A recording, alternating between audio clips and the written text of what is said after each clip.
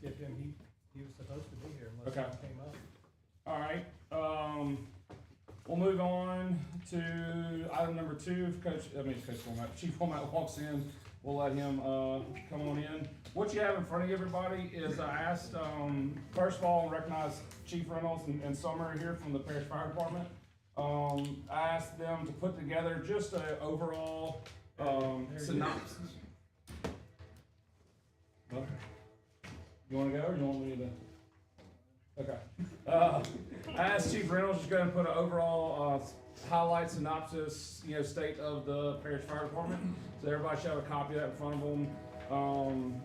If you have any questions on any of that kind of stuff, Chief or Summer is here to ask any of those. I'd ask Chief to, if you don't mind getting up maybe and just kind of hitting some highlights for us and just tell us where you are and, any points of pain that, you have. I know we have a new rescue truck on order, fill us in on that, and then, see what you expect maybe out of this board and out of the jury moving forward. Okay. First thing I wanna do is kind of correct something that keeps being printed in the paper and news. We have tools and equipment. It's sitting on a truck. We just don't have a dedicated rescue truck. And we don't have what I feel is adequate manpower. I've got 2 guys per shift. So weekends, nights, there's 2 guys there to respond. During the week, there's 2 other responders that work in administration. But we're not always available at night and on the weekends. As far as the rescue truck goes, we've got some money from the state this year, to help purchase the truck or to pay for the whole thing. We ordered it 2 weeks ago. Expected delivery is probably middle to late next year, but we haven't done pre-con yet, so I don't really know exactly when that delivery date will be. We're also gonna buy some more tools, a lot of equipment that we need. Our biggest issue is money. We have a pretty limited budget and there's really no growth in our budget. So as the parish gets bigger, you think about all the houses and subdivisions that come along, especially in the last 10 years, that portion of our budget or our revenues only grows about 1%, annually. So we don't necessarily keep up with the growth on our budget wise. That's specifically On the structure fee it grows at 1% a year, all the way back as far back as track. just based on the amount of houses. Yeah. Because y'all do not have We don't have a millage. anymore. You had a millage We had a millage. when the fire district was created. When the fire district was created, I think the sole provider at that point was a millage. Then they added the structure fee to go for operating cost. The millage was strictly for building stations and buying trucks. At some point, they let that roll off. They added the sales tax. The sales tax, quarter-cent sales tax brings in, I say about 600,000 a year. It fluctuates pretty wildly. If you've been, with the jury long enough, you can kind of see how it goes up and down every year. On the low end, it may be 480,000, 500,000. On the high end, it's typically mid-6.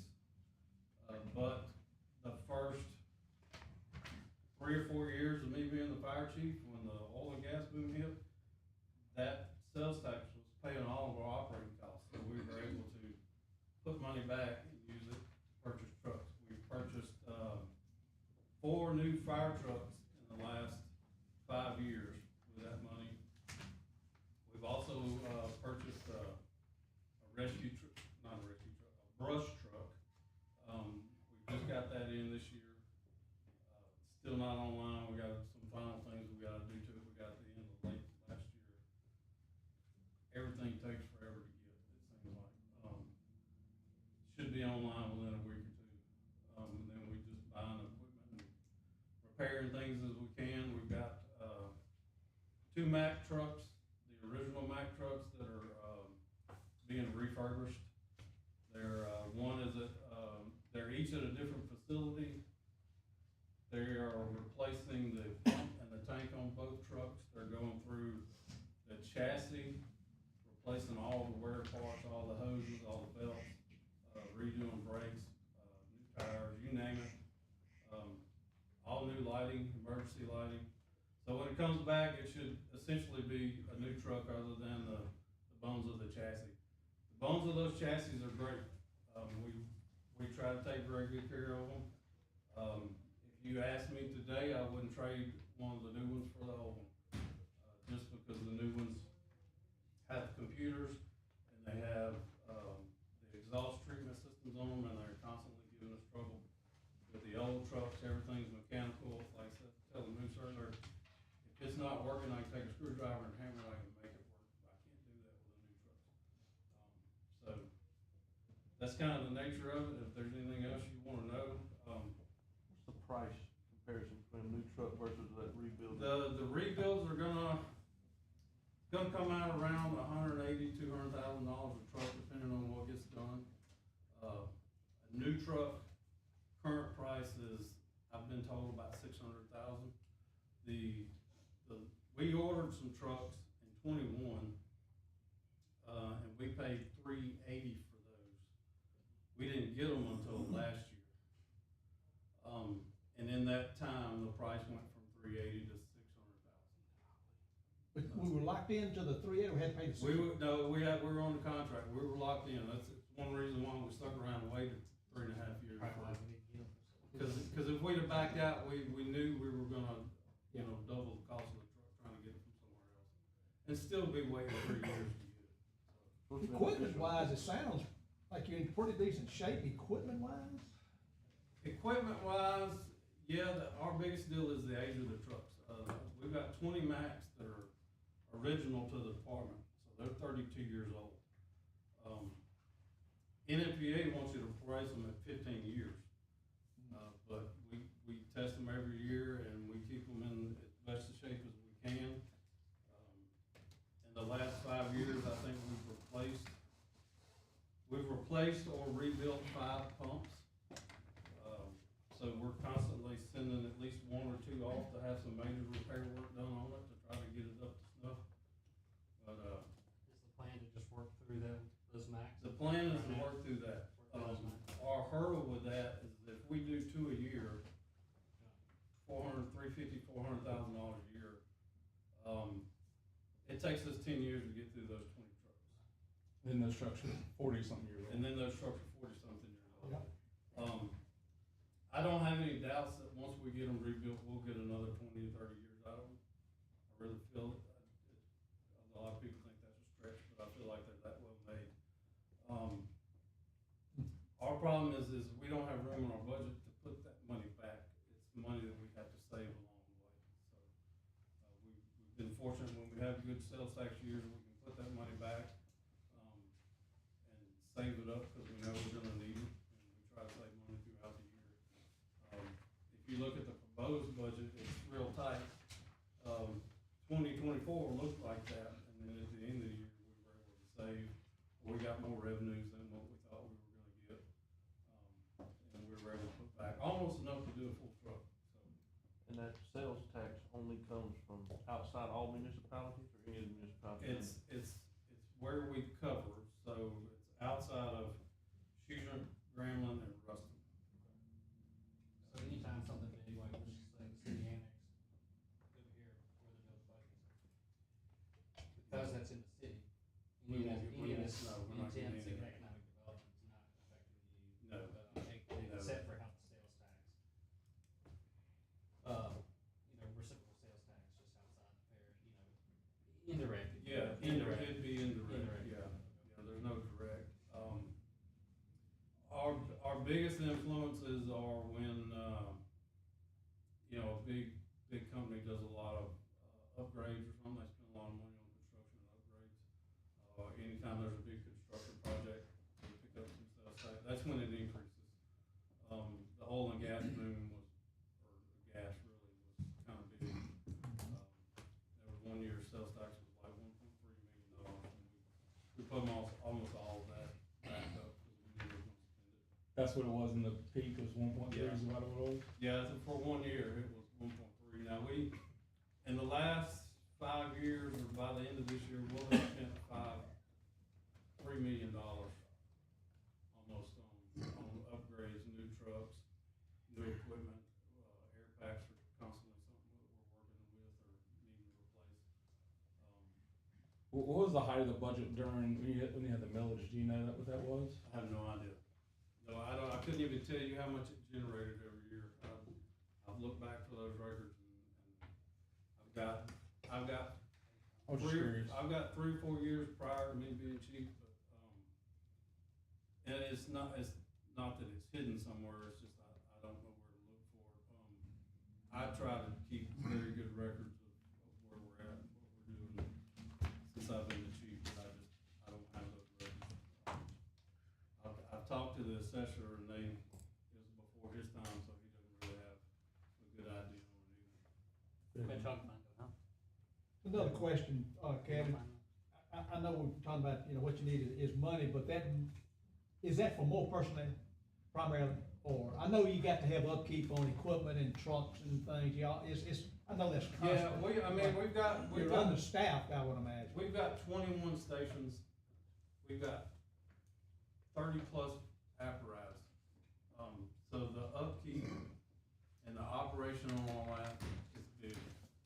If we want to really make a dent in our rating, or we want to be better at responding, that comes through manpower. We've got a good set of volunteers. That number typically fluctuates between 55 and 65, and it's pretty steady. There's people going out all the time, there's people coming in all the time. And then you have probably about 20 to 25 where you have a core that sticks with it, has been there for a long time. It's not something that everybody can do, or people get into it and they like it for a little while, or life gets in the way, they have kids, their job responsibilities become greater, so they have to back up. The training alone that's required for a firefighter would really just kind of blow your mind. For property insurance, to get full credit for your training is 216 hours a year, roughly, depending on your rank. Yeah. So, and to put that in perspective, I'm an EMT. To maintain my EMT, I gotta have 24 hours a year. I can count that toward that company training. But that's just, you know, And they don't differentiate between NFPA or whoever's doing it. PIL. PIL, they don't differentiate on your training for a volunteer for. No, but you know, when it comes to manpower, you need more volunteers than you do pay guys. Right, that makes sense. Yeah. Cause that was. If they're on scene, they count 1 to 1. If they're not on scene, then it's basically a 2 to 1, 3 to 1 kind of thing. To get your full Yeah. credit, you gotta have 3 volunteers. Yeah. So what's your average structure fire volunteer response right now, would you say? Right now, it's probably, I think I looked it up for this year, it's 10, but it varies wildly based on time of day, day of the week, location, just kind of everything. Used to, volunteers were allowed to, at least some employers allowed their volunteers to leave work and go fight fire, and then they handled that amongst themselves.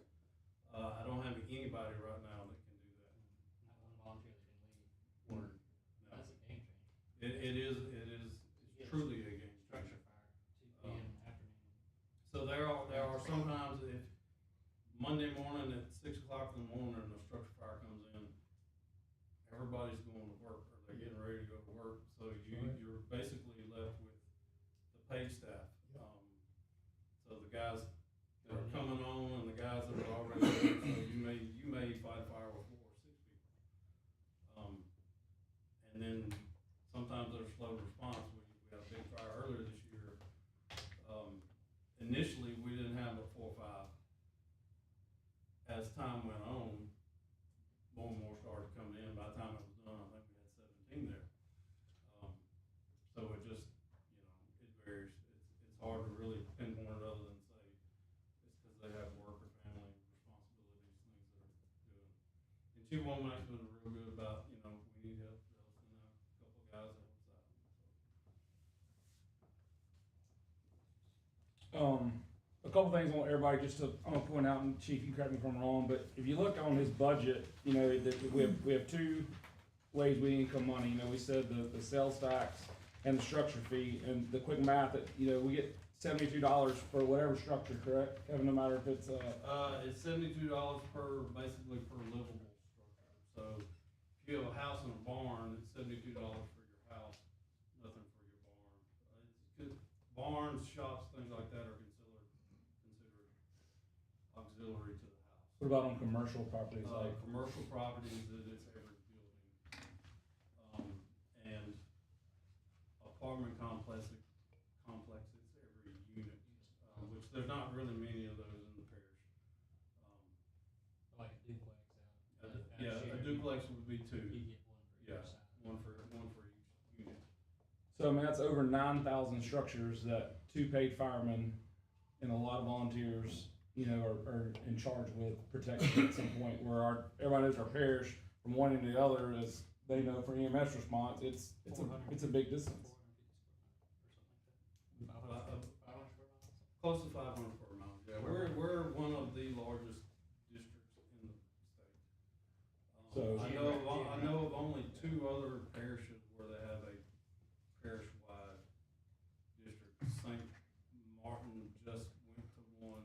It's a smaller parish. It's a small parish, and Red River has one district as well. I've been thinking about this a lot. I've worked with Kevin for a long time on the fire department. And we're sort of thinking about the volunteerism, right, just as a whole in our society has gone down. But also, I think it has something to do with the size of the district as well, because it's like, you know, if you think about, like, it's not like me and my neighbor's problem. Like, if I think about it, you know, you don't have every little community Yeah. taking care of themselves. It's like, well, this is a big, Right, somebody else has this. right.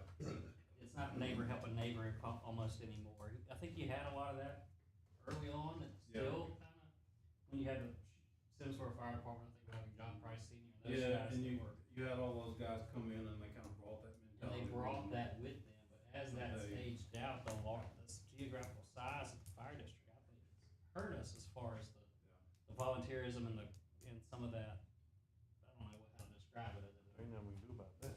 Yeah, No. most of our volunteers are in the Ruston area. We have, And they're driving out. yeah, and we've got a good number around Shudrick, and a good number around Simsboro. Dubach, I can't do anything to get anybody from up there come, you know, apartment anymore. We've got one currently that's coming through, but those guys up in Fellowship, you remember Mr. Ted and all them, they did a really good job of recruiting them. Fried fish. Yeah, and keeping people interested, and then once they left, all those people left with them, and we have a lot of interest, but they just don't stick around.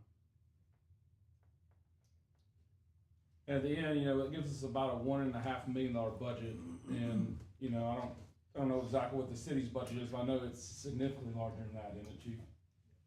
So, I mean, at the end of the day, we've got a lot of old trucks, we've got some underpaid guys, and, you know, I don't know, Chief, you wanna, what's our starting pay for volunteer? Our right now? starting pay, we bumped it as much as we could this year. We're at $9.80, basically, starting out, $9.80 an hour. That is on the extreme low end of what North Louisiana is. So granted, they can get some overtime, they get some things, but that's, Yeah. you do that with overtime, I mean, you're not talking about a lot. So, I mean, we have 9,000 structures, roughly 18,000 people probably live, you know, outside the parish, you know. It's going, we just passed a neighborhood plot 2 meetings ago, you know, for every, was that 8 houses, so that neighborhood is only gonna get us 8 times $72. You know, so, you know, with this rescue truck coming in, and with us having to pay the city for rescue, which is something that eventually we're gonna talk about, but we can't put a rescue truck in place if we don't have the people to put on the rescue truck. You know, and, you know, relinquish that task from the city, put it on our department, you know, so it's It's a lot. One thing about the new subdivisions, you and I talked about it last month. Water supply is 40% of our rating. And all these little subdivisions going in, they don't have hydrants in them. And I know it's a sore subject and it's not really anything I can do to control it, but if y'all could help us with water districts and say, hey, can we put a hydrant out there? It's gotta meet standards, it's gotta be on 6-inch line and A lot of your systems. you know, a lot of systems on That's the small systems on Yeah. 2 to 4. So what kind of handicap are you on, like with your water shuttle on the water side? I mean, or you just can't get points no matter what if you don't have the hydrant? Yeah, it's basically, we could potentially raise our water shuttle, But you're never, without the But- hydrants, you're never. but I can't raise it enough to make a difference. Because they compare it to the needed fire flow. A chicken house, let's say, is 3,000 gallons per minute. And if we're doing 2,100, the only way to knock that off the list is to get to 3,000, and that's a stretch. That's a stretch.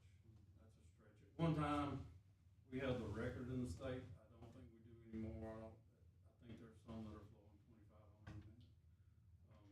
But that's a stretch. It's a big stretch, even with all the trucks that we have. Assuming you have. Yeah, we've got about 70,000 gallons on the wheels. So all fire hydrants have to be on a 6-inch line, there's no To get credit for it, it's gotta be on 6-inch line. Now, to get credit for it, it's gotta be on 6-inch line, but I can use it. Say if they had anything Yeah. available, it'd be better. Yeah, I can't pump off of it, but I can use it to refill To fill trucks with. based on the system pressure. I know this might be dumb, the question, but if we put it in a bigger neighborhood and it's feeding by 4-inch, and we run the neighborhood with a 6-inch, I mean, you have water built in that neighborhood, depending on how big it is, you get any kind of credit for that or no? If it's being fed by a 4-inch, no. What kind of, what are you talking about credit? Needs to be Rating, rated. fire rating. Yeah, fire rating credit. But we could still get them to put something in to help when But, something happens. yeah, like I As long said, as you it- credit it or not. because there are a lot of hydrants that are on a 4-inch line. We use them, Yeah, just don't get credit for it. you can't hook to them and, Yeah. Right. and pull water through the pump. You have to go into the tank because you can collapse something that's smaller than 6. Is there anything we could look at for someone leaving, put something like in the front neighborhood, doing a requirement, some of our deals possibly? Just to have one there, I mean, Sure. it helps homeowner, that when you check your house, how close your house to a fire hydrant, it doesn't say you get a 4 or 6, it help a homeowner. It says there's a fire hydrant within, I think, a mile of your house, or half a mile I of your house. talk to something the like insurance people quite a bit, cause that's one of the things they call and they ask us. It shouldn't matter at this point, cause we do get credit for water hauling, but the insurance companies still look at it. They still wanna know where the nearest hydrant is. I think it's just something that Put we that in could, subdivision. we could look at. We could put a new subdivision, even have something in the front of the neighborhood where if they're in the area, they know where these are. If there's a fire 2 or 3 miles, they gonna know we got one at this brand in the neighborhood, we can go fill up a tanker or fill up something like that. Now, do you have a question, Cindy? Yeah, the rating, and I'm just curious, I don't know what all goes into the rating, but does budget and age of equipment go into the rating? Budget doesn't go into it, currently, the age of the equipment doesn't. We're rated by property insurance, and basically they say, as long as it tests fine, they're good with it. But ISO, which is what our rating is based off of, says you have to replace it every, is it 15 years, 20 years? There's been talk of them coming in and saying, hey, you know, you gotta limit the age to whatever, but they get a ton of pushback when they do that. And that's what, I don't know. Especially now, you can't get a truck within Yeah, 12, 18 months. And you got You gotta do it 30 all over? vehicles, and 20 of them No. are 32 years old. yeah, I don't know if you noticed that, Mm-hmm. yeah. 3/4 of the trucks are 32 years old. Way older than probably anybody in this building vehicle they drive. Chris, how often do y'all change yours out? Finance, same constraint, but Sure. honestly, probably that 25-year mark, I mean, that's what we shoot for. We ran a 96 until, I guess, last year before last. Just curious. You got a lot less trucks. Yeah, that's what, I'm just curious. They got a lot more people and a lot less trucks. They got- We're in a good situation, More see, trucks. rental That's not right. putting the miles on them, sometimes even worse. Yeah, some of these trucks, they may be 30 years old, but they've only got about 10, 12,000 miles on them. And they're solid trucks. I mean, they're solid. It's like anything else, you don't drive it, or you don't, even if, I know they drive them, but it just doesn't get lubricated and used, and, Like a boat, sits up too long, things, you know, and you gotta use it. dump leaks or something, there's always something wrong. And that's one thing on these Max, they still might have to replace, the main issue is the tanks, right? The tanks, our trucks have fiberglass tanks, which, it's kind of, it's really rare now, everything now is poly tank. Back then, it was either steel, poly was just kinda coming on, Byron Johnson liked the fiberglass tanks and went to it, and, so they are more prone to the shake and the rattle and kinda coming loose, as opposed to poly. What they put in the refurb. Poly. Our fiberglass tanks have a lifetime warranty on them, but lifetime of a fire truck is considered 25 years. So, even if it was a poly tank and I went and called, cause I called and said, hey, you got a lifetime warranty on this, even with a poly tank, it's at a certain age, it's like, you know, we're not covering it anymore, so. What can this committee do to help you? And or this jury? I mean, I think I want you to hear that. Yeah. We want that. I We want just, that. you know, the bulk of the money that we save and put aside each year is because we're getting these smaller grants with this smaller amount of funding. We go for the AFG grant every year, and our size and our run volume kinda kick us out a little bit. It's hard, it's a very competitive thing, it's hard to compete with. So any kind of help along those What lines. size of a grant is that? Is that a big grant? The AFG grant can be as big as you wanna write it for. And what or agency small. does it, what, it's a federal. It's a federal You know what grant. agency it funds through? FEMA. So I'm just looking like, you said we have like $200,000 per rebuild, Yeah, and we need about 20 of those rebuilt. yeah, So, what's that, $4 million? yeah. You get $4 billion, you rebuild all those But- trucks? And I don't know if fire Yeah. specifically goes for The other thing is you gotta find people that can do That them. can do 'em, sure. And, you know, Yeah.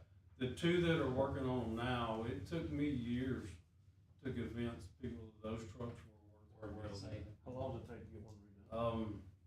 Sorry. The first truck went out at the very beginning of the year, right around the first week of January. You have to, there's a big lead time on pumps and tanks. He texted me, Friday and said the pump had come in and the tank was being built, so a couple of weeks more on the tank. I don't know where he's at on the rest of it, cause he's got it all apart, replacing stuff. But he expected that he wouldn't be much longer after that, so 4, 5, 6 months? 6 to 8 months. I think that's a good figure, 6 to 8 months. The other company is probably gonna be about the same, cause they're gonna wait on the pumping. And in the meantime, they can do all the other stuff they're doing. All right, any other questions for Chief Reynolds? We'll move over to Chief Womack's report on EMS and rescue. I would ask, you and I talked about a little bit about this, like, we're doing some master planning up here. Hired some consultants to come in for like, just take the solid waste plan, for instance, and we're studying composition of it right now, and then they're gonna do it, crunch all the data and kind of put some potential plans before us for review. Would you be open to us helping you navigate that process and just kind of looking at like, hey, where are we at? What's the metrics of the parish doing? What's the Absolutely, population of the parish absolutely, doing? cause I feel like that's, It's like fire specific, emergency specific consultants. that I feel like that's kind of one area where we're kind of out of the loop and we don't find out about things until the general public finds out about them, which I'm not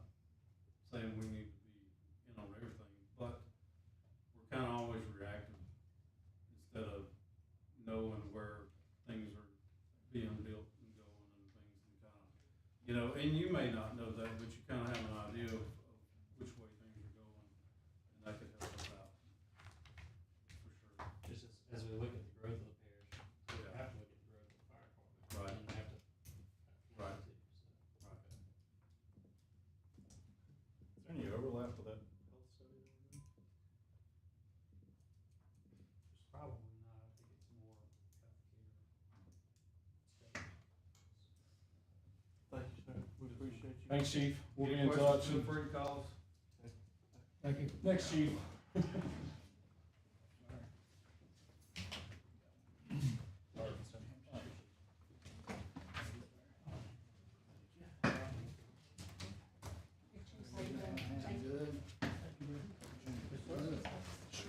Thank you.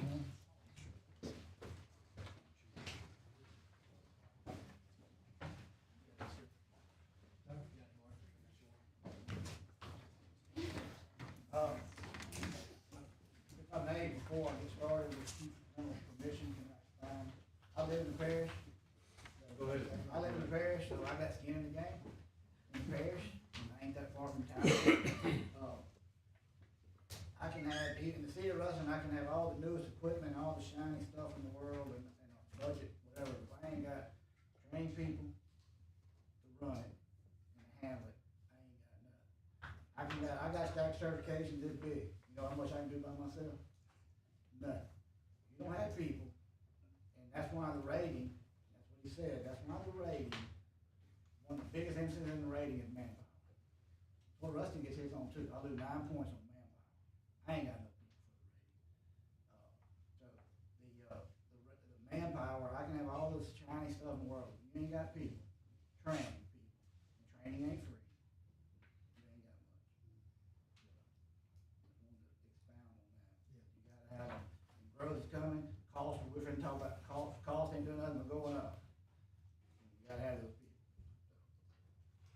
Thanks for listening. Ladies and gentlemen, we'll run through this, it's not much, we'll run through it, answer any questions. So the second page there, you'll see 23 compared to 24. For the first time, I think since I've been chief, our call volume actually went down a fraction of 1%. We have been going up every year, but we went down a little bit in total. Your EMS, our calls to the parish went down 87 to 65, was that about 22 total? And when you see that non-transport, that's what we call refusal, but that is a call we made, and they didn't want to do it. So, that's our total call now. So 31% of our ambulance calls, total, did not want to be transported. We check them out, whatever we need to do, and go from there. Chief, is cancels calls in that too?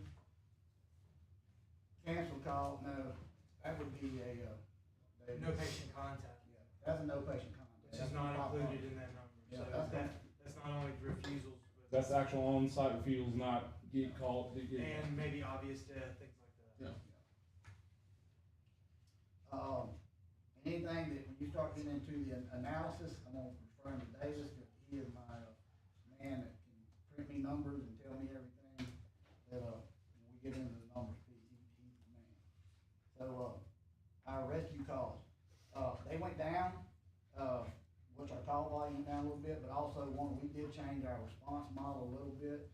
So now it's PD, SO is on scene, and they say that everybody's out of the vehicle, no rescue needed. We don't necessarily roll rescue, where before we rolled, if it said wreck, rescue roll, no matter what. Even if they say everybody's out, they just wanna get checked, we roll the rescue. And, in today's world, liability like it is, if there's no need or where to roll rescue, we just sort of curl that back. So PD don't see, but if it's unknown, they just say a wreck, nobody don't see him yet, rescue roll. This is stuff that PD don't see, and, you'll be surprised how many wrecks people go to, and then 30 minutes later, they decide they wanna handle it. You know, it's not initial, PD's been there for a while, everybody's out walking around, they just wanna be checked out, or whatever. So, that's why the rescue numbers are down, that's probably more of a realistic, rescue number that we need, if we got a plan in future, an average of a year of true call that you respond to. Now, obviously, there's not 100 132 calls last year, we used equipment to cut people out. Russell's call though, that the rescue responded to at the moment, we did not know we were going to use. Any questions on any of those numbers? Pretty simple, pretty straightforward. And the next page is, simply where we at, we have added people since last year, like we told you we would, and we're up to 62. We actually have, we have 5, not counting them out there in the academy right now. 37 medics currently, 5 advanced, 20 EMTs, and 5 in school. New ambulance to be delivered this year, 292. New rescue, 479,707. That is the exact twin to the truck that was delivered, last year. I should have it on in front of me, but 390 something. That truck went up 60, over almost $70,000. You got a second one coming? Yes. Nice. That truck went up almost $70,000 in 15 months. So Chief Reynolds is telling you what things are going, and that's not a $600,000 truck. It went from three, you know, that 380 something. It went up $70,000. Just shy of 380. It went up $70,000 in 15 months. The exact same. I mean, we didn't literally change nothing. Not a shelf was changed on it. We did the exact twin. 15 months, 70,000. Ambulance remount. So remount is something similar to what Chief Reynolds was talking about on the truck. That is where we take a ambulance may have 140,000 miles on the chassis, and they take the box, strip it down, new wiring, update it, set it on a new chassis. You get it, you can't tell it's not in, we're reusing the box, cutting the cost, if you see, over $100,000. We reuse the box, and we've done it in the past. We just took the box set on new chassis. You still had lights that didn't work, cabinets you couldn't see because the glass was so scratched up. So now we remount them. You can't tell it's not a new animal, but it's obvious cost savings. One thing that me and Mr. Mayor Hollingsworth, well, I always enjoyed meeting Mayor Hollingsworth because he kept you on your toes. You better be prepared to answer the question. But he could not understand why ambulance, you know, especially a diesel with 140, 50,000 miles needed remounting. He said, well, diesel will run $250,000, no problem. That's a diesel going down the interstate. A diesel is being cranked, stop, go, stop, go, stop, go. And the ambulance, stop. They don't run 200-something thousand miles. It's just the nature of how they're driven. They're driven hard. Roads are rough, and it's rough on them. And we actually have shifted away from diesel, running gas burners, which saves about $10,000 on the chassis now. And we're putting about the same mileage on, so that's been a cost savings actually. It's brief. I will answer any question I can. I just want to give y'all the numbers for y'all planning purposes. Y'all start this process, this committee trying to plan for the future. And again, I got skin in the game parish, so I'm all involved. And basically, from me and Mayor, you know, we work for y'all. We're contractor, basically. I don't view it that way because I live in the parish. My family lives in the parish. We work for y'all. Y'all tell us what y'all want when this agreement's over, and that's what we're gonna help you get. I'll work with you anyway, you know, does it. It's not a Rustin versus anybody. This is, you tell us what you want, and I'm gonna make my suggestion on how we get there. Whether that is Rustin Fire or not, that is to work together to get everybody where they wanna be. Thank you, sir. Chief Reynolds, the rescue truck we have come is similar to the Rustin one, right? Just so everybody knows. They look kind of similar. It's a cousin, let's put it that way. It is essentially the same truck, their truck. If you're looking at it on the back, the center is a storage compartment, if I remember correctly. Ours will have 200-gallon water tank and a pump on it, so we'll have some firefighting capabilities with it. Pretty limited, but again, it's something that we felt was necessary out in the parish. You wouldn't necessarily need a pumper and that truck on a. Not necessarily, no. Not necessarily, no. And if you did, the 200 gallons hopefully buys you the time for somebody to bring a big truck. Car wreck, it's on fire, MVA is on fire, and then you have that there to put the water in, You do it all. do whatever else you need. Any questions for Coach Womack, Chief Womack? Thank y'all for your time. Thank you. Thanks, guys, appreciate y'all's reports. We'll move to, number 3, and actually, we wanna thank Chief Reynolds for bringing this to our attention to get working on this. At the last meeting we visited at, Courtney, if you wanna touch base on the Avalor first responder tax exemption. Yes, this is, something that was approved by the voters of Lincoln Parish and approved, statewide as a constitutional amendment to amend the legislative, wording in it. So, it added to the Constitution basically an additional homestead exemption. There's a lot of exemptions listed in the Constitution. And so, it provides, you already get a $7,500 exemption, which is basically about $75,000. So this is a $2,500 additional exemption. So, basically what it is, if your house is valued at $100,000 or less, you're not gonna pay, property taxes. And so, we looked at this as a way to, benefit, our emergency service providers, to provide some incentive. This is the main reason, as both chiefs were alluding to, it's hard enough to recruit somebody at $9 and something an hour.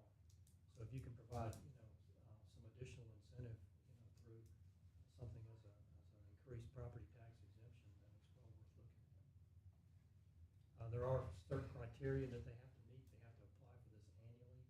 The tax assessor is the one who will come up with some kind of application that they have to submit. I don't have all the details in front of it, but I can get those for you. As far as number of hours of training, membership in, Kevin, maybe the State Firemen's Association or something. I think,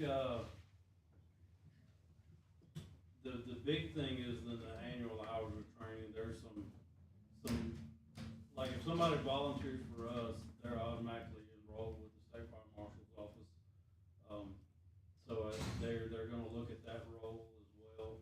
I don't remember all the exact details, I just know the training aspect of it, which is, correct me if I'm wrong, 30 hours on this one. There's one that's 24 hours. Yeah, it's in your ordinance. You should have had a copy of that in your packet. It kind of outlines it right there in the middle of the first page. And, volunteer firefighter who has completed within the tax year no fewer than 24 hours. Firefighter continuing it and is an active member of the Louisiana State Firemen's Association, or is on the departmental personnel roster of the Volunteer Firefighter Insurance Program. So, and then they go in to talk about, what defines a qualified first responder. Peace officers qualify, state police, any, police officer, really, dispatchers in the sheriff's office personnel.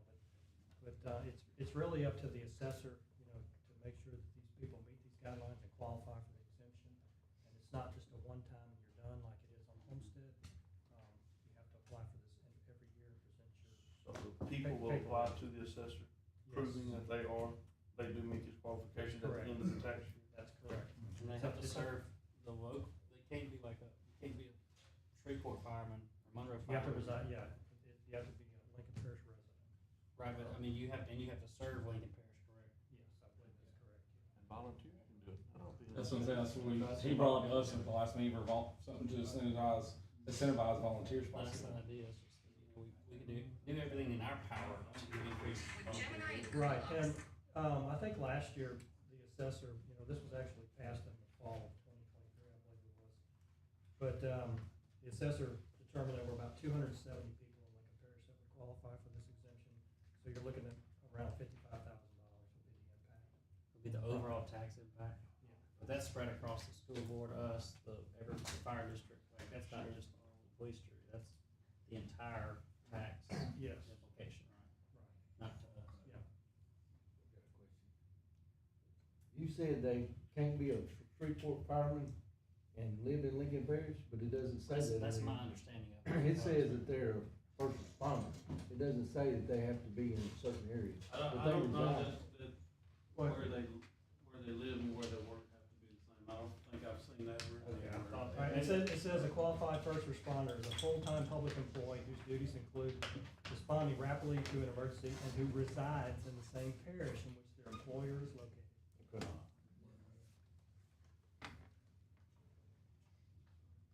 was in the whereas?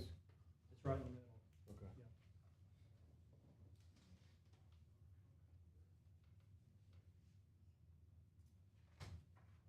Yeah. So does this committee need to take action? Yeah, so if this is something we wanna do, we need to get, a motion to bring it to the jury meeting tonight to move forward with, I guess, Courtney and Billy Mack working through getting the, Right, out to the public.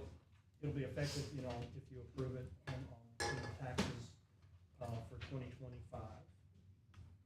I make a motion that we approve this. I second. All those in favor say aye. Aye. It passes. Any other questions or that, any other business we need to go over? Billy just walked in, asking if he's got anything to add. Bill, you have anything to add on the first responder? I heard my name, so I thought I better slip on in there.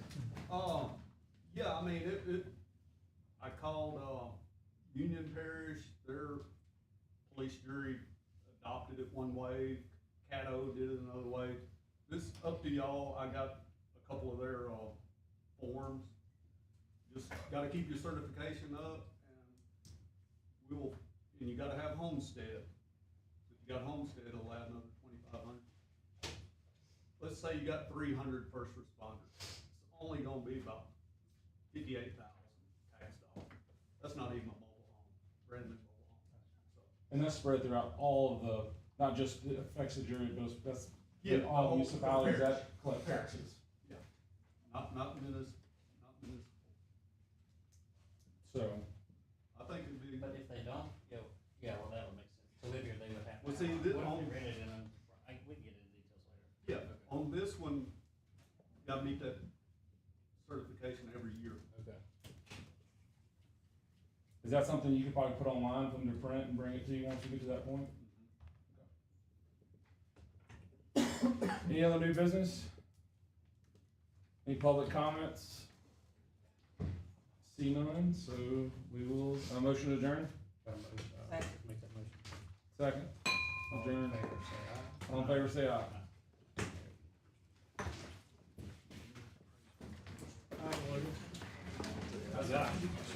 Yep. Thanks, chief, for coming. We're gonna call the economic, You're starting yeah, we'll over, start it okay. out, and then, next one starts. I was confused. Yeah, I'm sorry, I was too, We're gonna call to order the Economic Development and Planning Committee meeting tonight, it's 5:45. Moose, can I ask you to pray for us? Yeah, you can. tonight? Dear Lord, we thank you for allowing us to be here together to make great decisions for our parish and for our people, and just be in our minds, our hearts, and our mouths, and do the right things for everybody in our parish. In your name we pray, amen. Amen, thank you. Can I get a motion that we approve the So agenda? moved. Second. Second, all in favor say aye. Aye. Motion carries. Do we have any public comments on this agenda? Hearing none, we'll move on to new business. We've got one item on the agenda tonight, and that's to consider and take action if necessary regarding your participation with the City of Ruston and with the Ruston Lincoln CVB with Retail Strategies LLC for some consulting services. Courtney, you wanna kind of Right, we've run had some through that? discussions with the mayor, City of Ruston and the CVB.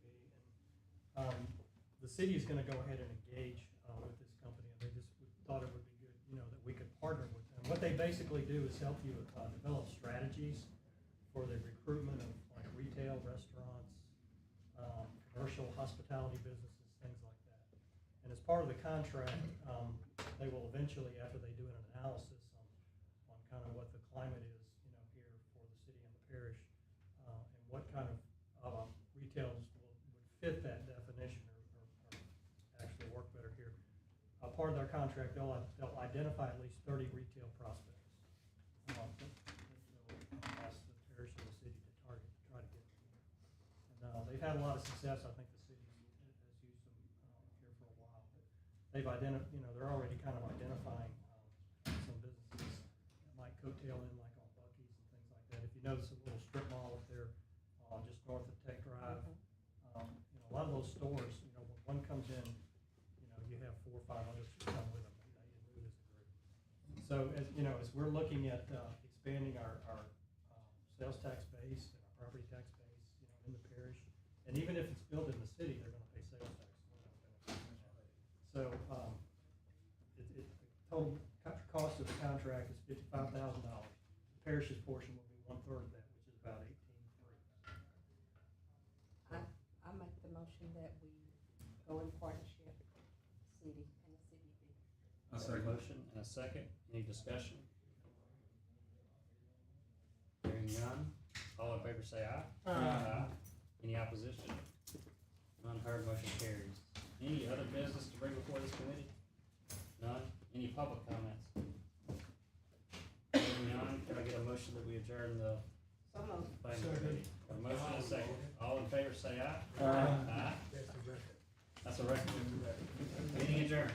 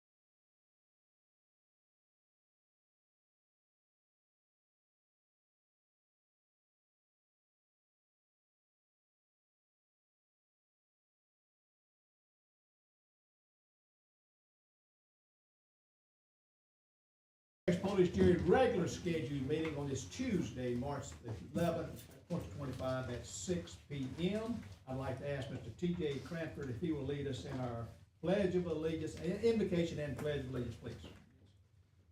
Dear Lord, we just ask you to help and guide us and direct us, Lord, in what we need to do for this parish to help everybody in every direction, Father. We thank you for dying on the cross for our sins. In Jesus' name we pray. Amen.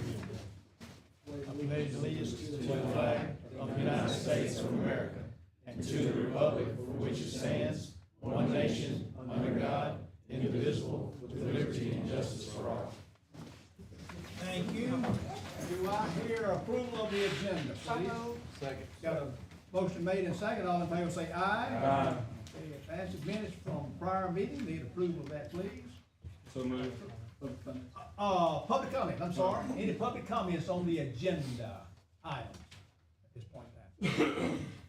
Okay, no one speaks up, so need a motion for the minutes of prior meeting of February the 11th. So moved. Second. Got a motion made and second. All in favor say aye. Aye. Any opposed? There would be none. We'll move into committee reports. Had a public safety and emergency service committee meeting. Mr. Garrett, if you'll give us a report, please. Yes, sir, Mr. President. We, our first meeting was at 5 o'clock today. We had actually both fire chiefs come and present. We had, Chief Kevin Reynolds present first.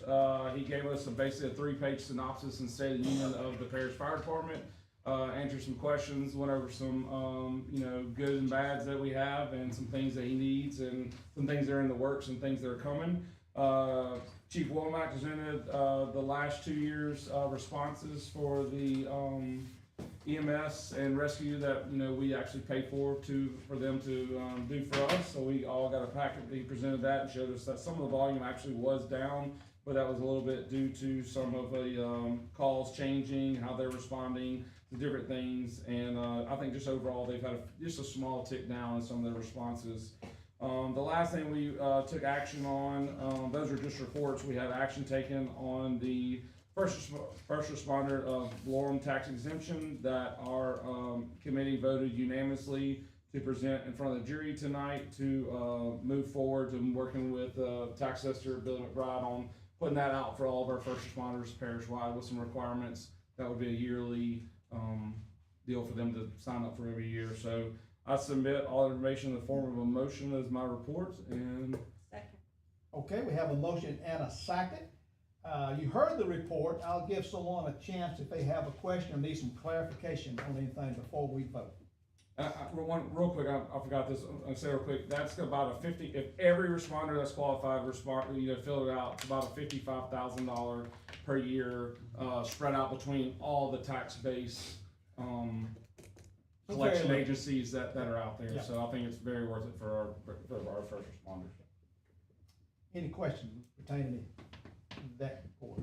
Okay, we have a motion and a second. All in favor of accepting this report, say aye. Aye. Any opposed? There are none. We move into committee report, Economic Development and Planning Committee. Mr. Hunt, if you'll give that report, please. Mr. President, the Economic Development and Planning Committee met at 5:45 tonight, had one item of new business. We agreed to present before this body an agreement with Retail Strategies. It seems to be a partnership between the jury, the city, and the Ruston Lincoln Convention and Visitors Bureau at a cost of about $18,000 to the jury. I make this report in the form of a motion. Okay. Second. We got a motion and a second. All minds clear on this report? All in favor say aye. Aye. Any opposed? There are none. Moving into new business. I'd like to introduce Miss Nicole Fry. If Nicole, if you'll come on up, and I'll. What we're going to hear tonight is basically some information about the healthcare provider participation program, and we kind of discussed this in 2022. I think is what it was the first time. And that's when our governor vetoed the whole thing, so it never come into fruition. And now this has passed through legislation again. And Ms. Fry, if you will introduce maybe the people that are here with you, if you need to. I know there's a couple of people here, and we'll turn this over to you for a few minutes. Thank you, Mr. Schreiber. Okay, so my name is Nicole Fry. I'm a lawyer that works for Allegiance Healthcare. And I brought with me Mr. Sam Fulton, who works inside of Allegiance, and Ms. Kathy Hall, which I know you already know, the CEO of Northern, as well as, Lisa Washington, who is the CFO at Northern. And as Mr. Schreiber said, this law was passed in 2020 by the state to allow the parishes to help hospitals with their Medicaid reimbursement. The cost of Medicaid care is woefully underfunded. Every time the hospital performs care on a Medicaid patient, they lose money. So this law, modeled after Texas and after some other states in the country who's already doing this, will help the state pay for the non-federal share of Medicaid that will draw down more federal money than what the state has to pay. The state is maxed out, but the parishes have to step up and help, which is why this law was written. So, I have a packet that I brought with me. I emailed a digital copy, which may or may not have been distributed, but in this packet, I brought with me a copy of a letter that I wrote explaining the process. I brought with me a model ordinance that you might pass. And what I'm here for, I'm asking that Lincoln Parish run the public notice this week so that maybe you will vote on the ordinance May 13th, at your meeting on May 13th. The ordinance is a sample notice, and I brought a copy of the statute with me as well. So you have that with you. Generally speaking, this is how the program will work. On May 13th, this police jury will convene, we'll have a hearing. The public notice would have ran 30 days prior to the meeting, and we will hold discussion, and you will consider whether or not you will pass this ordinance. If the parish passes the ordinance, then the program will begin for Lincoln Parish. There will be a working committee, largely by the hospitals who will pay this assessment. We have formed a committee to work with LDH. We will crunch the numbers, bring back the numbers, and then the committee would meet again by resolution. They would pass the rate. The sheriff is the collector, and Ms. Holly is here tonight as well. The sheriff will collect the assessment, take off their fee, turn over the money to the parish, which goes into a dedicated checking account. And then by intergovernment transfer agreement with LDH, the parish will send up the money to LDH. The parish also takes a fee out of that account.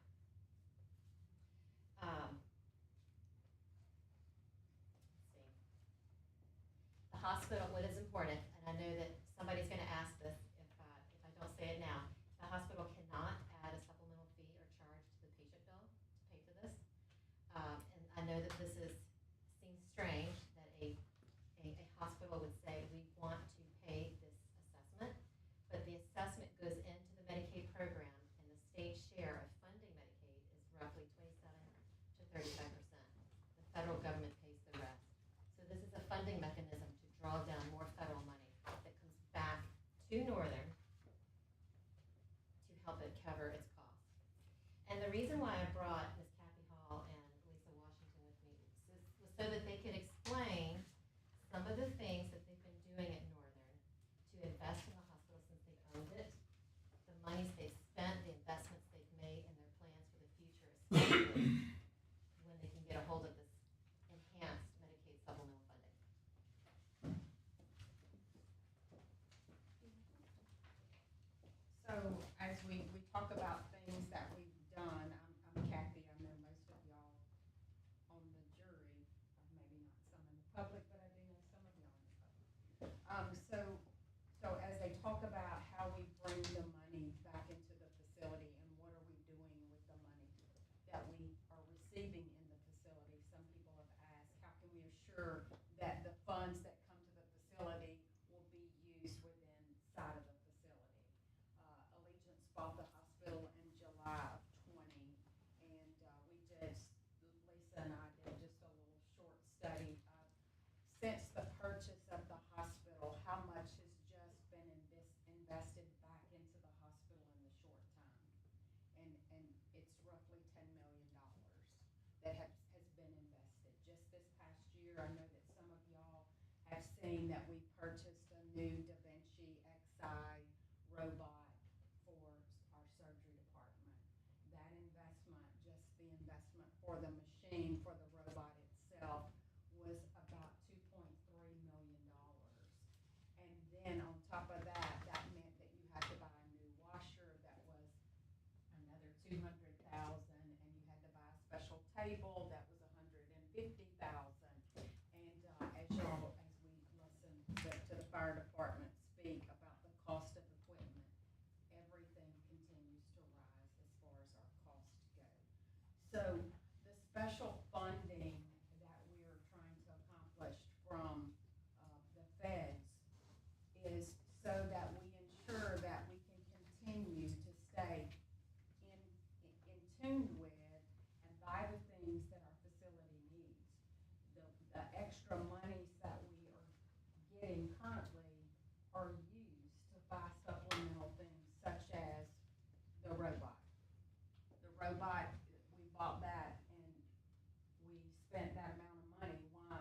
Because how do we get new doctors into our community? Without this new equipment, we can't recruit these young doctors back. We were able to recruit a new surgeon, and one of the things he asked me before he signed his contract was, Miss Kathy, are y'all gonna get robots? And I said, we are. The things that we're purchasing are things that we know as we're planning to move to the north side of town to build a new structure, which we do need. We're making sure that we can move this equipment with us. We've done digital upgrades for radiology so that it's all digital. We've purchased 3D Memo. As you all are aware, we purchased Green Clinic in November, and so the month of December, we signed November the 19th, and I go to Lisa and I said, I need about $75,000 because we need to do digital upgrade on their radiology department. And so that's the things that we're doing to keep us current. Healthcare it's evolving every day, it changes every day. And so we are investing back into things. We're on target this year. We just bought February the 3rd was the first day that we did surgery with our new robot. And later this summer, we're also doing an upgrade to receive a new cath lab. So our cath lab is old, and so that's gonna be another $2 million investment into the facility. That too will be able to be moved into a new hospital. So we're investing in things that as we move forward, we will be able to move the equipment forward as well. Those are just a few of the big items that we have purchased. I would also like to talk about the importance of this is it allows us the opportunity to bring new doctors into the community. So when you talk about supplemental funding and what it takes, and you think about, okay, we do serve a lot of Medicaid patients in our population, and our responsibility is to take care of everyone in our community, correct? And so when you bring a doctor in and they see a Medicaid patient, their reimbursement is $38 to $40 when they see a patient. And, you know, that's not, it costs more than $38 to see a patient by the time you employ staff. And so the supplemental funding helps to close that gap for the providers, so that we can ensure that we can pay these providers what they deserve to be paid. And we need to get them back to our community. And I can say that we've recruited, there's a list of 13 recruits just that have started in 23 and 24 and 25. We have an interventional cardiologist coming in July of this year. We have another orthopedic that will be starting in August of this year as well. We just had a new neurologist that started this past month. So a lot of growth has occurred since Allegiance has come here. I think you are all aware of the growth that has occurred. They purchased the hospital in July of 20. We bought Bobby Ensminger's clinic in 23, October of 23, and then we have purchased Green Clinic this past year of 24, along with our MOB that was opened 21 that now has, we have 4 providers down there. We were able to get a new OB doctor here May of 24. For those, we talked about it a little bit earlier, you know, there was conversation in the community that our OB department was about to close down. And we were working diligently to get an OB doctor in here, and I'm proud to say that we were able to get one in here and got our deliveries back up to 40 a month. It's very important that we keep those services in our community to the people that cannot go outside of our community for services. So that's what we're focused on. The money will be going back into the community, back into the hospital. There's lots that needs to be done. There's a lot of things that need to continue to be purchased. Lisa, you have anything? No. All right. Anybody have any questions for me? I got a question for her. For Nicole? Or I don't know who's for, on the, sheet here, it's got, healthcare providers will be, North Louisiana Military and Medical Consulting. What is that? So in the information that I obtained through LDH, I'm thinking the other provider solutions, we think it might be Serenity, as you guys know. Okay, so it's not like another company involved, that's the other company, okay. Yep, they're, Gotcha. at least under the state law, and the CMS requirements, you have to have at least 2 providers, so it's broad-based tax, not a single provider. And this reimbursement increase is a federal Medicaid reimbursement? Does it have any kind of, I know some Medicaid have some attachment to it where it has to be spent or anything like that, is it just free for all or anything like that? The hospital gets reimbursed for work that they've already done. This will be an enhanced supplemental pay. It's one of the mechanisms by which Medicaid pays the providers for what they do. And y'all can say that that will stay at LMC in Lincoln Parish for things that'll happen here. Yeah, the money is directly goes into our accounts, yes. So, This lady will be watching more than me. She's our CFO, she'll be keeping an eye on our money. so just to really simplify it, it's an assessment, tax assessment, that you are voluntarily agreeing to. You send the money to us, we send it to LDH. LDH, through the feds, matches it, or doubles it, and sends it back to you, correct? Is that kind of what we're looking at? Okay. Can you explain when or how we've ever sent tax money to the state of the feds and they gave it back? The summary doesn't do the process justice. So if you think about it, Medicaid is mostly funded by the federal government, but it is run by the states. The state pays a portion of the total Medicaid pie. Louisiana typically pays 27 to 35% Of the cost of the Medicaid pie. of the Medicaid pie, okay. And the Got it? feds, So you see how this works now? So if we put in 27%, and 27% is 1 million, the feds pay the rest, which is what, math, right, okay, where's the math teacher? 73%. Yeah, maybe like 3 million more, right? So 4 million come down when we pay 1. Now, if we up the 1 million to 10 million, the Medicaid pie is now 40 million. See how it works? They'll match whatever you put in. You just Yes, gotta try to put in yes. more money. The non-federal share drives the federal share. Not doing it through a property tax. It's more like an occupational license. It's a privilege of doing business. Privilege of doing business. So,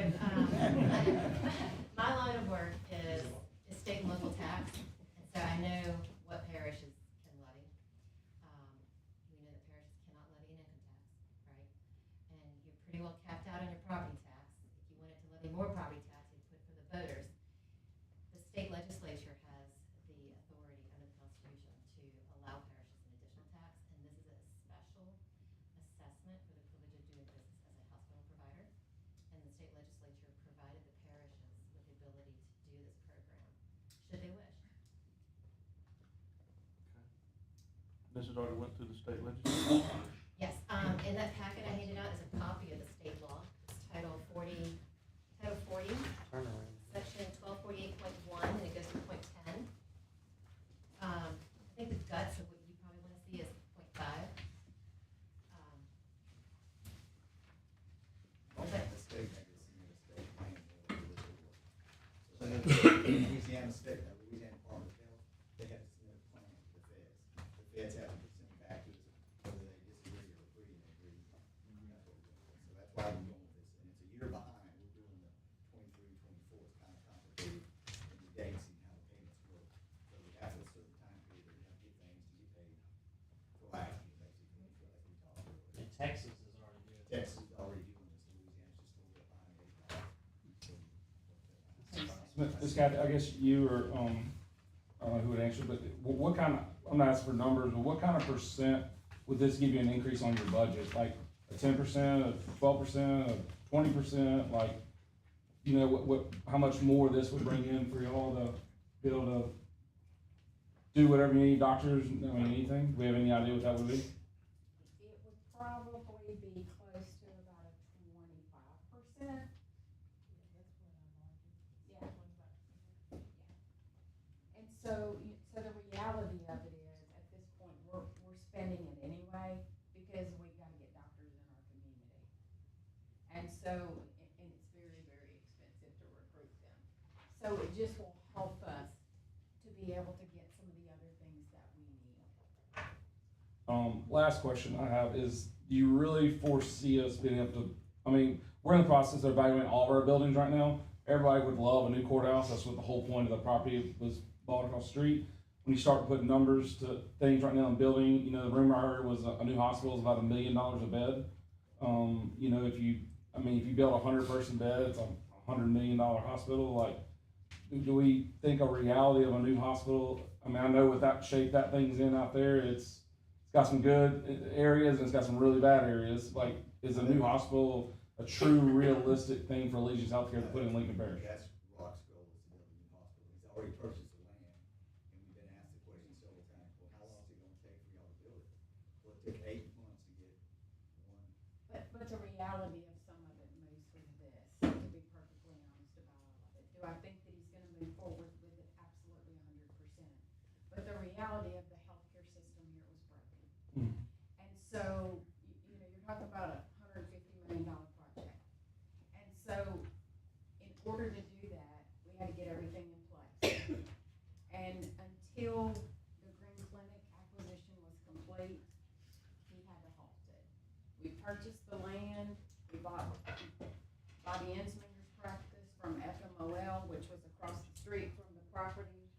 Family medicine, division, family medicine's gonna be over here across the street, the hospital's over here. And then Green Clinic was on the market. And so he said we had the drawing to do 20 exam room expansion on Ensminger's clinic, had just finished the project. The drawing had just come in, he said, hold up, Miss Kathy. And I was like, okay, and he said, we've got something else happening. And so Green Clinic went on the market, and that's been over a year. Yeah. It was a little over a year and a half.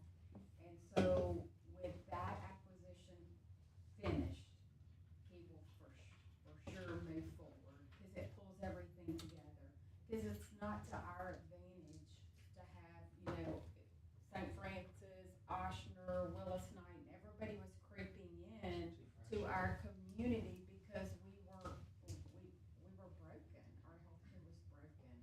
So, the acquisition of Green Clinic brings it to fruition. Will patients at Green Clinic that doctors see under Medicaid, will this fall to get them some Yes, they reimbursement extras too? Yes, they fall up underneath the hospital. So honestly, that would probably be more of your income than any Medicaid, emergency room hospital Medicaid, but then your Green Clinic is where you would probably benefit the most on the patient Green Clinic reimbursement. doesn't see a lot of Medicaid patients. Okay.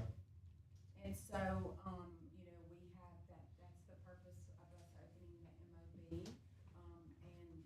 And they will start seeing more Medicaid patients. They'll be able to. They couldn't. What and where is the MOB? The medical office building that is attached to the hospital. So at one time, there were like 21 providers in that hospital, when CHS owned it. Nice to do the. Yes, attached to the hospital. And so now we have,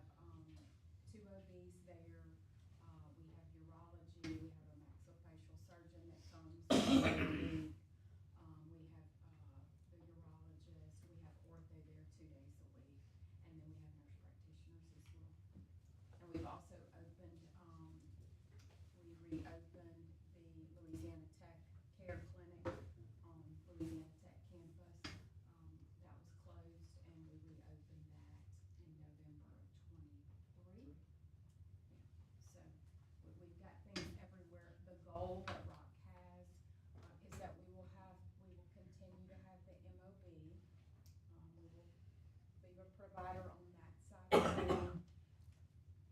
On the north side of town, we will have Dr. Ensminger's office where primary care will be. And then now with the purchase of Green Clinic, we have the other clinic that is on the corner currently that was Shane Phillips and Will Sanders Clinic. It has a new sign up now. That will be where your family medicine will be. And then across the street will be the hospital with an MOB with your specialist, like your OB, your orthos, cardiologies, the people that need quick access to the hospital. So that's the plan.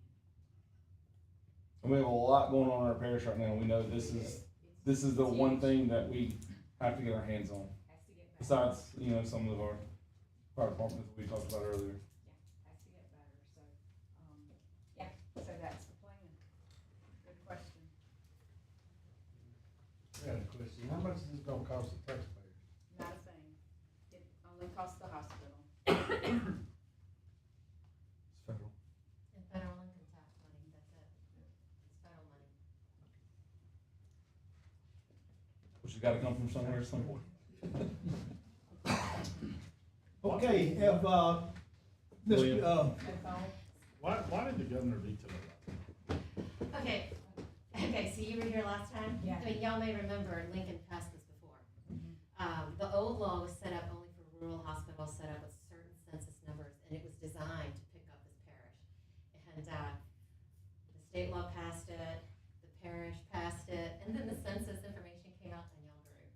You left the census number, so you couldn't do it anymore. And we had legislation to repair the census numbers. And, the person, at LDH said, yeah, I don't know what happened. I told the governor to approve it, but he vetoed it. I think it was strictly, wires crossed problem. So is this more making us like a rule, like the Homers and the Jackson Parish, Union Parish, that kind of So thing? let me talk about that for a second, Moose.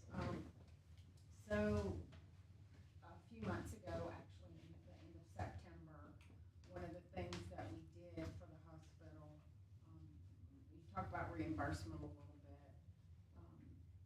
And our hospital's never been reimbursed fairly to other areas. If you look at our hospital and we're being reimbursed on a Medicaid patient $1,100 a day. And it costs somewhere around $1,800 a day for someone to be in the hospital. And that's just breaking even. And then you go down the street to Winfield. I use Winfield, I was there. And their reimbursements, $2,100 a day. And for the same exact care. And so, in order for our hospital to become a rural lookalike, so that we could get our reimbursement improved, we had to downsize to 60 beds. And so when Rocky and I had that conversation, I said, well, that makes me nervous. Because, sometimes we've been over 60. When we had COVID, and you're busting at the seams, and you don't have enough staff and all the other things that come along with it. But observation beds do not count. And so we downsized our hospital to a 60-bed facility plus our 10 beds of inpatient rehab, because that doesn't count. So basically, that's what we did. So what did that do for us? That took our reimbursement for our Medicaid from $1,100 per day to now $2,500 to take care of those Medicaid patients. And so it gets us in line with all the rural hospitals within the state. And that's the first time it's ever been that way since Lincoln General days. So that too significantly helps. Because we take care of a heavy population of Medicaid.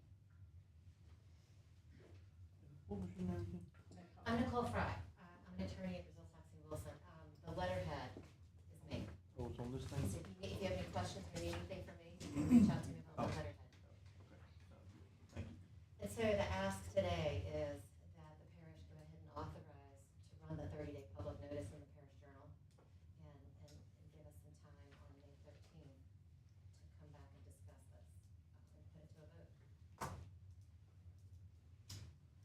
Okay, like I said, this was for informational purposes, but like I said, we need to, you know, proceed on, you know, with what she is asking about.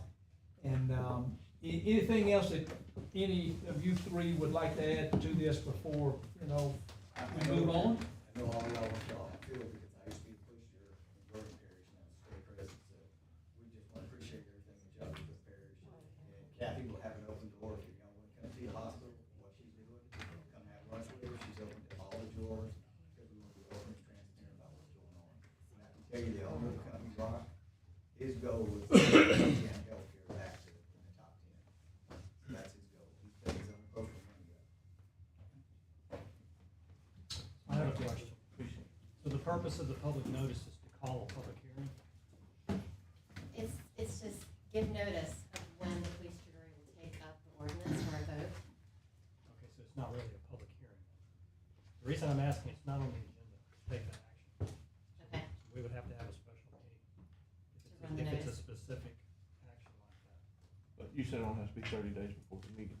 Correct. If the meeting's May 13th, and She's on it. I said May. No, May. May 13th. Can't do it before May 13th. We've got 45 days before May 13th. If we could get everything done by the end of, before June 1, would be great. We have to run the notice by April 13th to be able to vote on it for May 13th.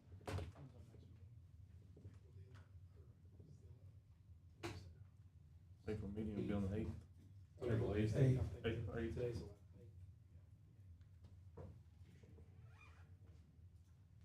13th is on Sunday. We have to run it by the 11th. Mm-hmm.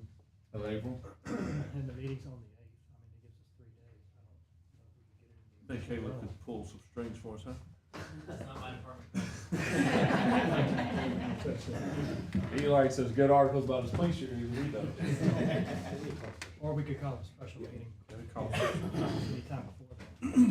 Okay. We can't act on it tonight because we didn't amend the agenda, and it's not on the agenda. But we can call a special meeting to have it done. Thank you. Thank y'all very much. And we will. So at this point in time, we really can't take any action on this, but we can, We need to make a recommendation to call a special meeting, or is it just something we just do? we can call a special meeting for this purpose right here though, to get it done in time. Thank you. Welcome, thank y'all. Thank y'all, thank you, Ms. Catherine. Thank you. Thank y'all. So, so we can't take any action on this. Just a presentation. Just a presentation. So we'll move on to item, number 5, consider and take action necessary adoption of ordinance providing for qualified first responder ad valorem tax exemption, which, you've already Pretty much discussed. covered in the report. Yeah, that was covered in the report and has been voted on. The committee's recommending it to the jury, yes. And so now, I'll make that motion. I second the motion. okay, we got the motion made and seconded for this item number 5. All in favor say aye. Aye. Any opposed? Okay, then that will pass. Item number 6, authorize administrator to perform activities related to potential purchase of property at 203 South Vienna Street, which is straight across the road here. Yeah, it's just due east of the courthouse, right next to the parking lot that we own currently on across the street. So, when property becomes available, usually around, your existing main facility, it's always, behooves you to at least take a serious look at it, okay? So what I'm getting you to authorize me to do tonight, we're not saying we're gonna buy the property by any means, but, we'll have to do an appraisal, and we'll probably have to have some type of property inspection, so, once I, get those, I'll analyze them and bring them back to you for further discussion. But all you're doing tonight is authorizing me to get an appraisal, which is required by law, and a basic inspection of the property. I'll make that motion. I second. Motion made and seconded. All in favor say aye. Aye. Any opposed? Passes. Move on, action on bids, item number 7, shoulder pavement. That's right, we'll have to do each of these individually, so. The first item, we got permission, several months ago, put bids here, last week, on a shoulder paver attachment, so everybody's familiar with what that is. So we had, a bidder, Covington Sales and Service, $79,920, would recommend that we award that to them. So moved. Second. All in favor, say aye. Aye. Any opposed? Motion carries. Okay, the next item is a regular cab tandem truck, which, our recommendation, Jerry, I'll let you kind of speak to this. We're gonna recommend that you reject all bids. Technically, none of the, bids meets our specs, so we're just going to reword some delivery requirements and rebid it. So the motion would be to, reject all bids and authorize re-advertisement. So none of these trucks meet the specs? They did not. Is it the truck specs or delivery specs? Motion made, Second. seconded. All in favor of rejecting all bids, say aye. Aye. Any opposed? Boom truck, item 9. Okay, this is, for the solid waste collection department. You can see on your tab sheet, Scott Truck and Tractor, $198,550. We had budgeted actually $214, so we did pretty good right there. Recommend that we award that to Scott Truck LLC for the boom truck. Second. Motion made, seconded. All in favor, say aye. Aye. Any opposed? Unanimously. Item number 10. Okay, next item is a pavement laydown machine, which basically, applies hot mix instead of chip seal. We had one bid, Covington Sales and Service for a Levoy at $231,051. Would recommend that we award that bid to Covington Sales. Do I hear a motion? So moved. Second. Motion made and seconded. All in favor, say aye. Aye. Any opposed? Asphalt materials, item 11.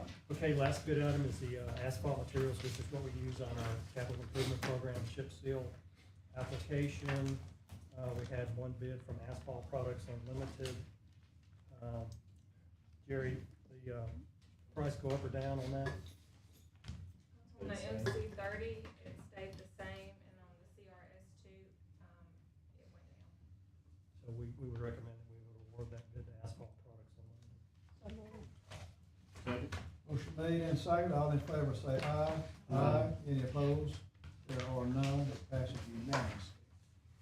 Moving into appointments, item number 12 on your agenda, Waterworks District number 1, Mr. Philip Todd Hurd. Mr. Hurd is an incumbent. He's served several times on the Waterworks District. I've contacted them, and they spoke to him, and they're recommending his reappointment. So we have to take action on this, right? So all in favor of Mr. Hurd? Need a motion, sir. Oh, motion, yeah. So moved. Second. Motion made and seconded. All in favor, say aye. Aye. Okay.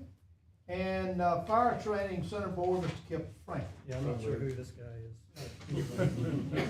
He's the incumbent. Make the motion, Seth. Motion made, Second. and we got a second. All in favor of Mr. Franklin, say aye. Aye. Any opposed? Of course, there would be none. Travel item number 14. So, Mr. Hall, if you would. So, the city of Ruston and the city of Grambling are putting together a trip to Washington DC, to discuss, some earmarked, money that they're trying to get, to do the service road, not that accesses I-20, but that goes from Buc-ee's to just north of Grambling. And so, we're trying to put that trip together. We haven't got the dates set yet, but, we're trying to get out in front of it and get permission, because any out-of-state travel has to be approved by the jury. It would be, all expenses would be, reimbursable per the jury's travel policy. And that's really all the details, that we have at this point. Anything you want to? Been meeting with Grambling and Ruston, and that's District 1, and a memorandum agreement was signed between Grambling and the city. Grambling State University and the city, we met at Grambling. The mayor came and presented all this. Buc-ee's finna start being built. Now we got to work on the exit coming out, and that's about $20 million. So we got to go get some federal money for this. So he asked Ruston and the Grambling may ask for District 1, District 2, school board, as well as police jury, go up there, help them get this. And also, Mr. Young, Representative Young, also going to meet with the congressman to get this money. We think we got it. We also have some administrative staff go Yeah. along on that trip to lobby on, or to meet on behalf of the earmarks that we're applying for. Make a motion to approve. I'm second. Motion made in second. Question? This would be a full service road Yes. from there to Grambling? No, well, what they're doing now, they got the Ruston part taken care of now, that's a portion in the parish and a portion in Grambling. So what we're trying to do is But make it, make it all the way through. the goal would be all the way through. All the way through. Connect all the way through. Yeah. Okay, any other questions about this? Okay, we have a motion and a second. All in favor say aye. Aye. Any opposed? There is none. Mr. Sutton, you give us a trade report, please. Yes, sir, Mr. President. Jurors, you have in front of you the budget to actual report through the month of February. Only a few items to bring to your attention, nothing major. All advertisement, or rather, advertisement dues and subscriptions of every fund seem a little high on the front end of the year, but that's normal because obviously all the dues that we pay, membership dues that we pay, come out at the beginning of the year. But specific items to note that I want to point to your attention on page 4, line 84, under road construction. Gravel seems a little bit high on the front end of this year. If you'll recall, we have a state appropriation from last year's session for $150,000. We have to have that turned in by June of this year. So the strategy there was just to get as much gravel as we could so we could get that reimbursement in before the deadline. Our last item of notation on page 6, solid waste disposal, line 171, acquisition of equipment. Obviously, that's just high because we were able to get our skid steer purchased early this year, so it just seems high on that end, but that's all I have as far as a report, Mr. President. Okay, any questions from Mr. Sutton on the report? Michael, a question on line 89 on page 4, the rental, vehicle rental, are we still renting front load trash trucks, or is that, No. what is that? That's specifically for our enterprise vehicles, for the fleet. Okay. For anybody, foreman, superintendents, anybody that has a vehicle. I've had that deliberately separate because we're actually at a pivotal point in our enterprise relationship to kind of evaluate our equity position and our turnover to see if that is indeed a lucrative endeavor that we're in. So I've deliberately segregated that from the rest of it just to identify how much that costs each fund. But that's what that is. Okay. Any other questions? This needs no action, it's just a report. Any other business? I have some more reports that we need to give. Other reports? Yeah, we'll go ahead and start. Coach Kip, Coach Kibbe one time. District chief. Hey, y'all. Retired district chief. I just wanted to give y'all a report. We just recently, on February 20th, finally received a project approval for our generator project that we submitted in October of 2023. So, we received that approval, and we've already met with all the entities that are participating. They're moving forward, getting ready to move forward with their procurement of their generators and their projects. This is the same project that was announced by Senator Cassidy's office, back in early December, for 17 generators. The total project cost is $1,581,660, which has a 90-10 cost share attached to it. The federal share for that is $1,423,494. The local share is $158,166. And to put that kind of in perspective, that local cost share, that could easily just be one of the generator projects. So that's our only cost share. So, this project, is a total of 17 generators.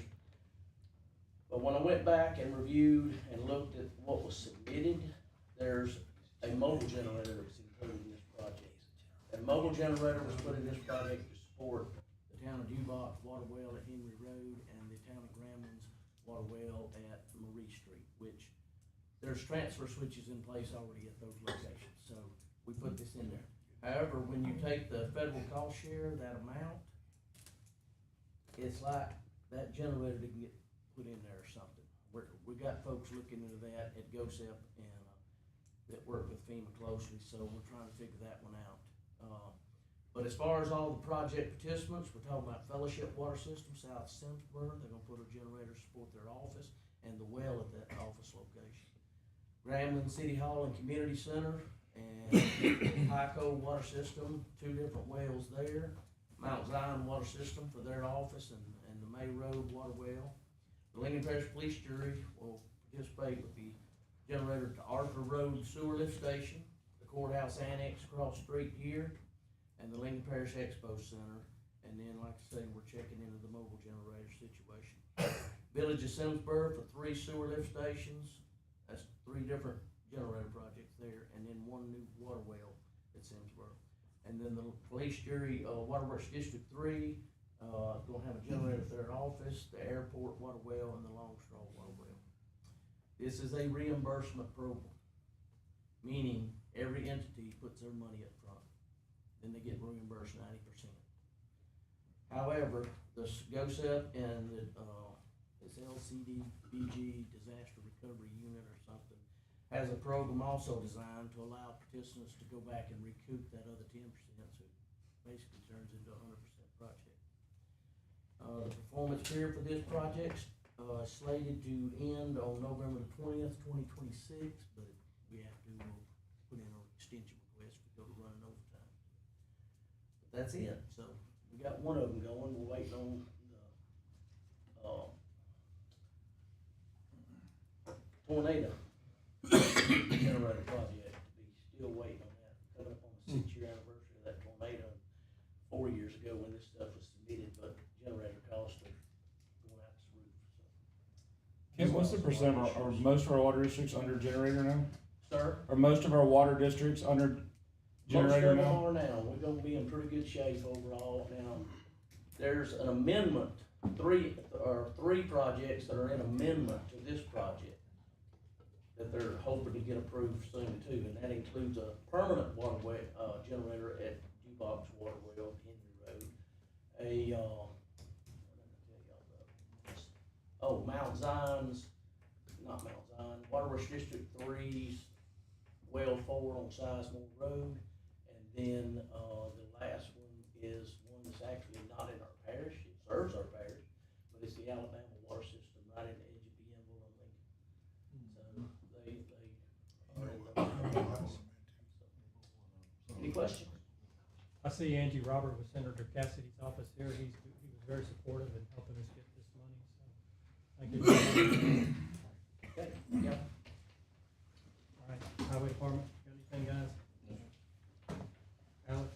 Yeah, a little bit of something. We don't have much of an update, but we're still rocking our own water spay and neuter program.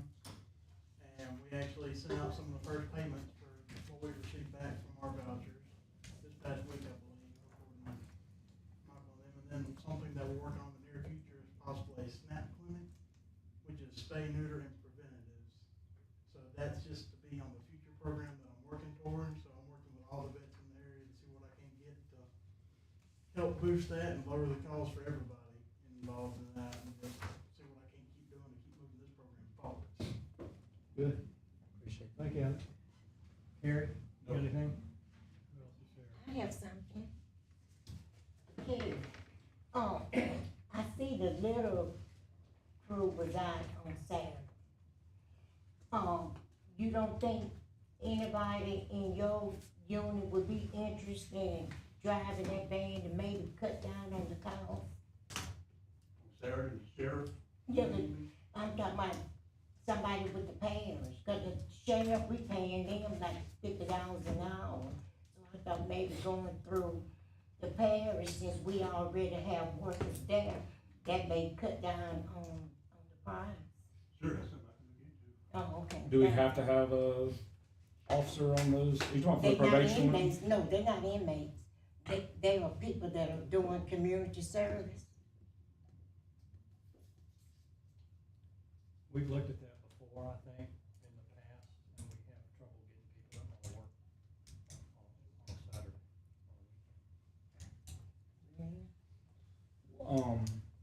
Where are we at on the sewer project? The new one? Is it all up and running yet? No, they got the basic, part of the plant in. I don't see Maurice here, but, That's all I was asking. they are, in the process of starting to lay some of the replacement sewer pipe. stations. So I know they got the materials on site here probably a week or two ago. And, there ought to be some activity out there as far as, replacing a lot of those sewer lines. Are they staging all that down there at the new plant area? At the park. At the park. Down there, yeah. Or close to the park, not in the park. James, you got anything? Just make you aware of a couple of events we have this month, and you can speak on the one that was last week before last. This weekend, we have the Shamrock 5K, which is, benefits the Methodist Children's Home, probably 300 runners every year, so it's really big. 8:30 to 9:30 in the morning might not be a good idea to come in. Be a little congested, and then on the 29th, we have the Old School Trail Run, and that benefits Christian Community Action, so we've got those two running events this weekend. With the good weather, I think some area parishes are out of school, so there's a bunch of kids out there, and busy. Yeah, we had a couple, tournaments out there so far this year that Dan and I have been a part of, and, we have two more scheduled, right, right, Dan, one in June, and then we have the state, ASA, tournament, championship tournament that'll be here in Lincoln Parish again this year. We continue to get incredibly high praise for our range out there, and it's a lot of people use that thing. I'm telling you, it's doing good. It really is. Courtney, what about the lights in the arena? Have they been replaced yet? Yeah, and they're getting a lot of positive feedback on it. Yeah, I have some cattle guys that come eat a lot, and they were like, "Thank God you're replacing the lights." They said one part of it's really hard to see in and things like that. You can turn them all on at one time. That too. Yeah, well, They said the power went all went to stop for 30 minutes. Don't for get everything to power back on. fined, sucking so much power. Yeah, it's kinda like, Christmas vacation, you know, when he turns on all the Christmas lights. Yeah. But, speaking of lighting, we have, just completed, I believe, the lighting, almost finished with, the lighting project we have here going on the courthouse. You may notice a kind of a different look out here. We're replacing a lot of these fixtures and bulbs with LEDs. You know, it's, even though we're, not really putting lipstick on a pig, but, I mean, it's gonna save energy in the long term. It's obvious, nothing's really gonna happen, in the near future. And a lot of these fixtures, frankly, are getting hard to even find bulbs for. And so, as you kind of walk through this kind of notice, I think it's really, you can't go in Michael's office now without sunglasses. It's, hopefully it'll bear some fruit from an energy savings perspective too. One other thing I want to mention is, we were talking a month or two ago about furnishings that need to go in the health unit and the health lab. Well, the Lincoln Health Foundation has stepped up and sent us a check this past week. They're going to be paying for all that. So, we need to kudos to them. The other thing I wanted to remind you of is the Senior Expo is coming up next month, April 17th. It'll be at the Ruston Sports Complex. And we finished our recycling composition study last Friday, I guess it was, Kerry? Yes. It had some bumps in the road logistically, but we kind of got through it. We don't have any results right now. The participation was a little low. When I say that, I mean, people are really not willing to answer questions. When they pull up to a dumpster site and somebody's there with a pen and a clipboard asking them questions, they're like, don't want to do it. So we probably need to find another way to kind of garner some of that information. Just on that. Probably worried that they're checking who's dumping what they're not supposed to be dumping. I had some people, I spoke with the Lions Club in Silverboro, and a lot of the people that were asking the people, they didn't even know what they were doing for. So, that's why a lot of the people didn't know if they were supposed to be talking to them or not. They were curious because the people that were asking the questions didn't even know why they were. Well, that was kind of a secondary benefit we hoped to get out. I mean, the primary benefit was to find out, what are people throwing away that could be recycled? We're gonna get some good data on that composition study. Yeah. Right. Well, them knowing why they were there probably would have helped the public. We told them. Yeah. Next time, So the other thing, me and you, we gonna get up and do it. we kind of have a planning meeting this Friday at 1:30 for Linda Booth. I think Meredith wants to attend that. What time? 1:30 this Friday. That's for the parish wide pickup. Yes. Day. We collaborate with Tech and GSU. And it's here? It's gonna be here. That's in April. Yeah, for the big event and Linda Booth.